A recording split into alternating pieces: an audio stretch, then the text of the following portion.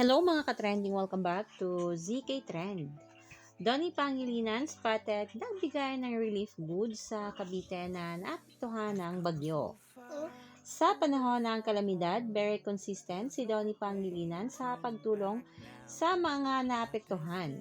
Hindi man ito pinost ni Donnie sa kanyang social media account, marami naman mga netizens ang naantig sa kabutihan ni Donnie.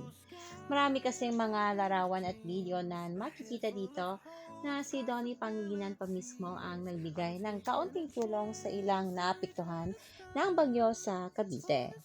Donnie never forgets to pay it forward, to extend help to those he can help. God bless you and your big and kind heart, Donnie. At mga kabablis, nakakatawa rin pakinggan ng mga tao sa video na kung saan grabe ang naging hiyawan nila kay Donnie Pangilinan at laging sinasabi na napakapo.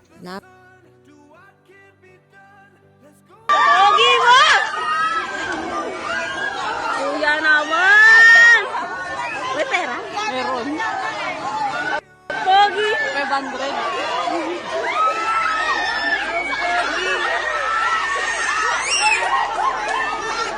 Pogi nga!